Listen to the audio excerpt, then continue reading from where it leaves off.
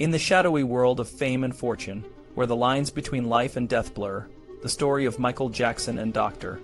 Conrad Murray is a chilling reminder of the consequences of ambition and the dark corners of addiction.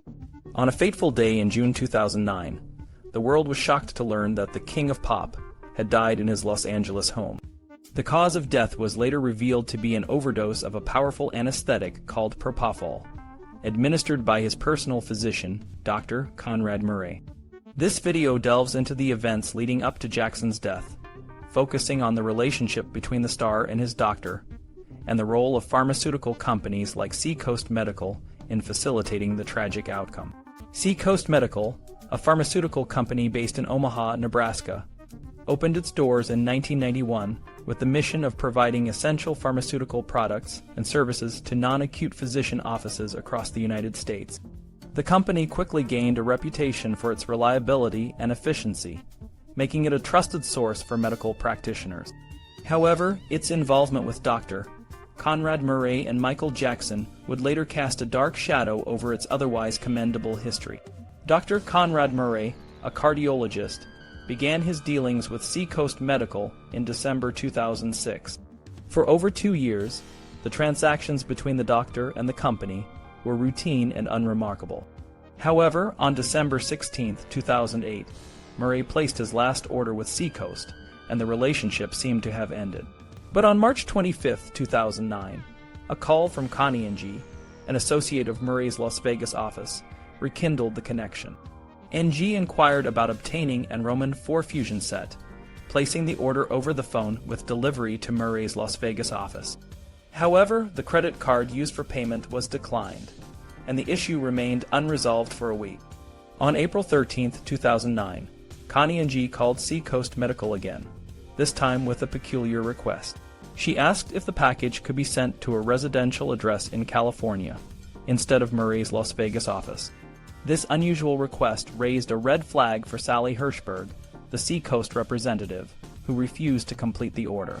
Despite this, another order was placed the following day, this time for a variety of medical supplies, including sodium chloride, injection components, syringes, and saline bags. These supplies were delivered to Murray's Las Vegas office. The events of April 2009 marked the beginning of a concerning pattern. On April 16th, an order for 25 tubes of lidocaine was placed, followed by another order on April 21st for a blood pressure cuff and Roman 4 catheters. All these supplies were delivered to Murray's Las Vegas office. However, the most troubling order came on April 28th, when Murray placed a request for 40 individual vials of 100 ml of Propofol and 25 vials of 20 ml of Propofol. This order, along with 10 vials of 10 ml of Lorazepam and 20 vials of 2 ml of midazolam, was shipped to Nicole Alvarez's address in Santa Monica, California. Propofol is a potent anesthetic used primarily in hospitals for inducing and maintaining general anesthesia. It is not a drug that a cardiologist like Murray would typically use, and its misuse can be fatal. By the end of April 2009, Murray had ordered a staggering 900 ml of Propofol, an amount that a typical hospital with 9 anesthesiologists would use in a week. This massive stockpile of Propofol raises serious questions about Murray's intentions and the extent of his involvement in Jackson's medical care.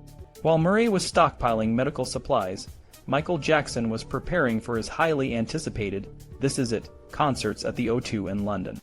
Rehearsals were underway in Burbank, California, and the production team, led by Kenny Ortega, was working tirelessly to create a spectacular show. However, there were growing concerns about Jackson's health and his frequent absences from rehearsals. Kenny Ortega, the co-creator and co-director of the This Is It shows, had known Jackson since the 1990s. Ortega recalled Jackson being very excited about the potential of the shows and the opportunity for his children to see him perform live. Despite this enthusiasm, Jackson was not attending as many rehearsals as scheduled.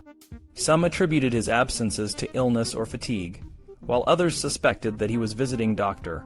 Arnold Klein, a dermatologist who had been administering Demerol, a powerful painkiller, to the singer. Live, the company behind the This Is It concerts, was under immense pressure to ensure the success of the shows. They were aware of Jackson's history with prescription drugs and his frequent visits to Dr. Klein. To address these concerns, AG Live decided to hire Dr. Conrad Murray as Jackson's personal physician for the London shows. They hoped that by providing Jackson with a new doctor, they could control his access to dangerous medications and ensure his health and reliability. As May 2009 began, Murray was placing more orders for Propofol and other drugs. On May 1st, a package containing vials of lorazepam and midazolam arrived at Nicole Alvarez's Santa Monica flat. Meanwhile, Jackson continued to visit Dr. Klein, receiving injections of Restylane and Intralesinol plus 7.1. The rehearsals for the This Is It shows were progressing, but Jackson's health remained a concern. On May 10th, Paul Gongaware, the co-CEO of AG Live, called Dr. Murray to formalize his role as Jackson's personal physician. Murray was to be paid a significant sum for his services, and he was expected to ensure Jackson's health and readiness for the London shows. However, instead of helping Jackson, Murray's actions would lead to a tragic outcome. In the final weeks leading up to Jackson's death, Murray's orders for Propofol continued. He was now the primary source of the drug for Jackson, who was increasingly dependent on it to sleep. On June 25, 2009, Michael Jackson was found unresponsive in his bed. An autopsy revealed that he had died from an overdose of Propofol, administered by Dr. Murray. The story of Michael Jackson and Dr. Conrad Murray is a cautionary tale of the dangers of addiction and the consequences of prioritizing ambition over human life. SeaCoast Medical, a company that had built a reputation for reliability, played a role in facilitating the supply of dangerous drugs to a vulnerable individual. The tragedy of Jackson's death serves as a stark reminder of the importance of responsible medical practice and the need for accountability in the pharmaceutical industry. In the end, the price of ambition was a life lost and a legacy forever marred.